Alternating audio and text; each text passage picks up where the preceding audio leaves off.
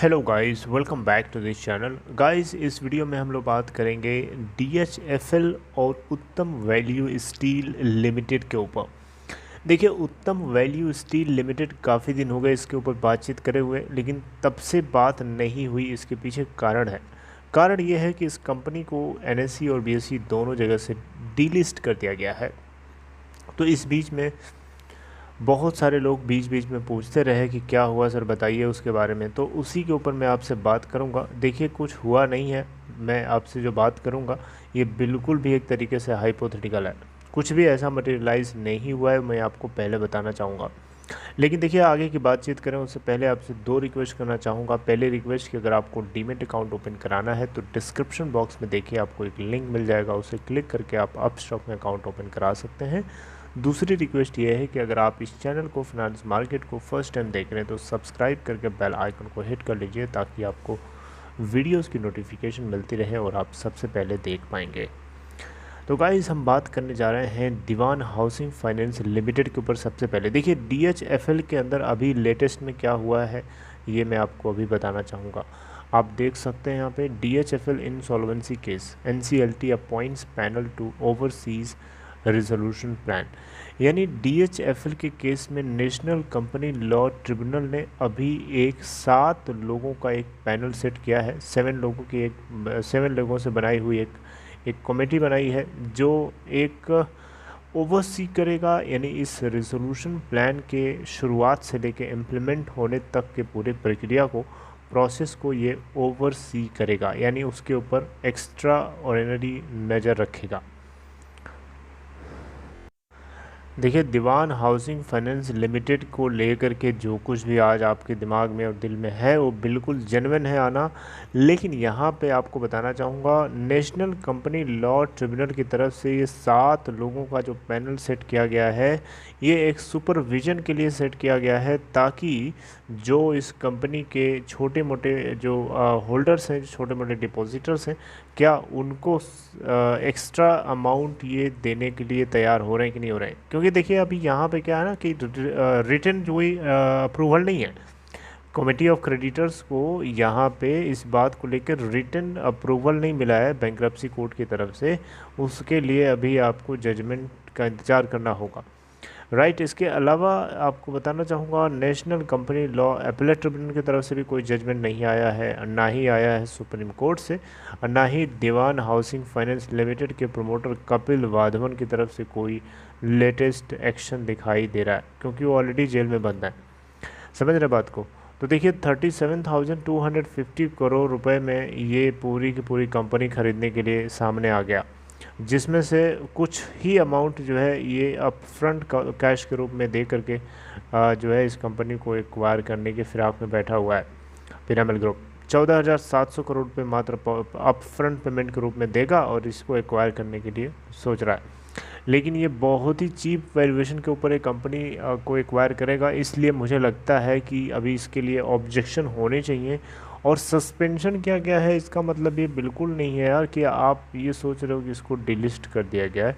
अभी कल को मान लो सुप्रीम कोर्ट या NCLT की तरफ से जजमेंट आता है कि पिरामिड ग्रुप की तरफ से जो बिड करी जा रही है उसमें शेयर होल्डर्स की वैल्यू को रखा जाए, यानी उनकी इक्विटी को ज़ीरो ना किया जाए। या ऐसा भी हो सकता है कि जो इसके अंदर स्मॉल डिपॉजिटर्स हैं, उन जो या जितने भी डिपॉजिटर्स हैं जो स्मॉल से बड़े हैं, मीडियम साइज़ के जो डिपॉजिटर्स हैं, उन सभी की पूरी वैल्यू को रखा जाए। इस केस में क्या होगा, पिरामिड ग्रुप के पास तो कोई ऑप्शन ही नहीं है अपनी वैल्यू को बढ़ाने का। 37,000 से थोड़े काम चलेगा, इनको 50,000 करोड़ तक भी बढ़ाना पड़ सकता है। तो क्या ये तैयार हो जाएंगे? शायद तैयार हो सकता है, क्योंकि पिरामिड ग्रुप बहुत ही ज़्यादा एक तरीके से देखा जाए तो इस कंपनी के पीछे लगा हुआ हाथ धो करके, क्योंकि उसको पता है कि बहुत सस्ते वैल्यूएशन पे उसको मिल रही है कंपनी। समझ रहे हैं?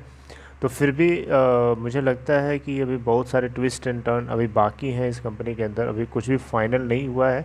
आप जो है टेंशन ले रहे हो, टेंशन प्लीज़ ना लीजिए। और जो कुछ होगा आगे, अब तो हो ही रहा है। अब देखिए, जितनी टेंशन देनी थी अब तो दे ही दिया ना इन लोगों ने। अब क्या है, आगे टेंशन लेने से क्या होने वाला है। अब आप थोड़ी सी हिम्मत रखिए और यहाँ से एक सीख लीजिए कि ऐसी डूबती हुई नैया में आप घुसने की कोशिश ना करिए, क्योंकि बहुत लोग बोलते हैं ना, रिस्क है तो इश्क है, इस तरीके की सेंटेंसेस यूज़ करते हैं। तो थोड़ी सी दिक्कत होती है सुनने में, क्योंकि कहीं ना कहीं आप जैसे लोगों को फंस ही जाते हो आप लोग फाइनली, ठीक है। तो इसलिए मैं आप लोगों से यही कहूँगा कि इस तरीके के सेंटेंसेस को फॉलो ना करिए, क्योंकि बहुत ही ज़्यादा इतना रिस्की होता है कि सीधे जान माल का सवाल होता है। अब यहाँ देखिए, लोगों की ज़िंदगी भर की कमाई लूट लिया लोगों ने ना, एक तरीके से कंपनी को डुबा करके लूट लिया। चलिए ठीक है, DHFL की बात मैं नहीं कर रहा हूँ, मैं बात कर रहा हूँ UV उत्तम वैल्यू स्टील्स लिमिटेड, उत्तम वैल्यू UV स्टील, उत्तम value steel limited, UVSL, right. तो मैं इसकी बात कर रहा हूँ। ये कंपनी कार्वल ने, USA बेस्ड कंपनी कार्वल जो इस कंपनी को एक्वायर किया था, कार्वल ने आज तक अपने इन्वेस्टर्स का कोई भी इन्वेस्टर्स को ख्याल नहीं रखा। इसने भी इक्विटी वैल्यू पूरी की पूरी UVSL की ज़ीरो कर दिया था, राइट। तो यहाँ पे DHFL की बात छोड़िए, इस कंपनी का तो नहीं कुछ हुआ ना, इस तरीके की और भी कुछ कंपनीज़ हैं हिस्ट्री में आप जाके देखें तो ये कहीं ना कहीं जो है ये एक नेगेटिव इमेज क्रिएट करता है।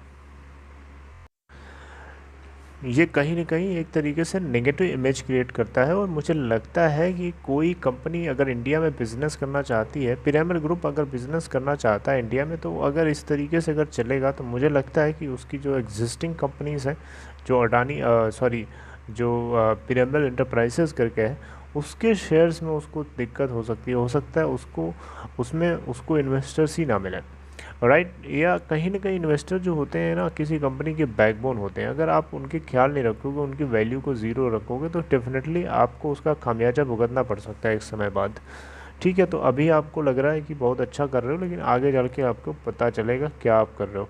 वैसे आप किसको किसको कहेंगे, इस तरीके से बहुत लोग करने वाले हैं, तो बेटर है कि आप अपने आप को संभालिए, अपने आप को सही जगह रखिए, सही चीज़ों में लगाइए, ऐसी गलत जगह आप घुसने की कोशिश प्लीज़ ना करिए, राइट। तो अभी भी मैं आपसे बोलूँगा कि इसमें आप टेंशन अभी ना लीजिए, अब देखते हैं भाई क्या आगे सिचुएशन टर्न ट्विस्ट होती है, अभी बहुत कुछ हो सकता है, ओके। तो अभी उसके ऊपर पूरी तरीके से होपलेस हो जाना मुझे लगता है कि सिग्निफिकेंट नहीं होगा। रही बात उत्तम वैल्यू स्टील्स लिमिटेड की, तो गाइस आप लोगों के लिए मैं कुछ भी नहीं बता सकता, क्योंकि कोई इन्फॉर्मेशन नहीं है उसको लेकर के, क्योंकि कोई अपडेट ही नहीं है। उसने इक्विटी को ज़ीरो कर दिया और मनी कंट्रोल के लिस्ट से उसको हटा दिया गया, तो उसके ऊपर फोरम भी नहीं है कि आप उस पर एक दूसरे से बातचीत कर पाओ, कुछ नहीं हो पाएगा आपका वहाँ से, ठीक है। सब कुछ वहाँ से उसका साफ़ कर दिया, ठीक है। तो वो पूरी तरीके से डिलिस्ट हो गई है ना, जो कंपनी डिलिस्ट हो जाती है उसको वहाँ से हटा दिया जाता है, राइट। तो ये कहीं ना कहीं बहुत ही ज़्यादा गलत हुआ रिटेल इन्वेस्टर्स के साथ, और इसके ऊपर जल्द ही फैसला सुनाया जाना चाहिए। एंड लेट्स सी आगे क्या होता है। मुझे लगता है कपिल वाधवन के ऑफ़र को एक बार जो है जजमेंट करना चाहिए, एक बार उसको देखना चाहिए कि वो कपिल वाधवन ये बैंक्स को तो 37,000 करोड़ रुपए दे रहा है पिरामिड ग्रुप, 37,000 करोड़ रुपए। और वो जो है पिरामिड ग्रुप कपिल वाधवन जो है वो 91,000 करोड़ देने के लिए तैयार है, 91,000 करोड़, और ये देखिए 37,000 करोड़, कितना ज़्यादा डिफरेंस है, इतना ह्यूज डिफरेंस है। इसके बाद भी बैंक्स की मती मरी पड़े हुए हैं।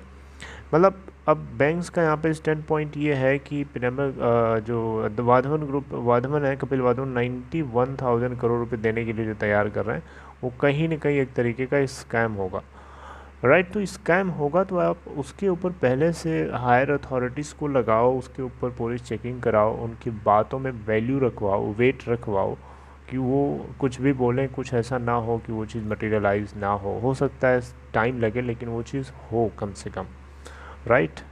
तो मुझे लगता है कि ये बढ़िया ऑफ़र होगा। सुप्रीम कोर्ट और national company law appellate tribunal अगर इस कल्मिनेशन पॉइंट के साथ आते हैं, तो मुझे लगता है कि बहुत बहुत बहुत बढ़िया ऑफ़र हो सकता है, सभी का एक साथ भला होगा, सभी की इक्वेशन एक साथ कॉन्करेंटली सेटिस्फाई करेंगे, चाहे वो डिपॉजिटर्स हों, चाहे इन्वेस्टर्स हों, चाहे शेयर होल्डर्स हों, चाहे आप जो उस कंपनी के अंदर एम्प्लॉयज़ जो काम करने हैं, नौकरी करने, जॉब करने वाले हैं, सभी के लोगों का भला होगा, राइट। तो मुझे ऐसे ही हम सबको एक ऐसे ही सोल्यूशन के साथ निकलना चाहिए जो सभी को कॉन्करेंटली सेटिस्फाई करे।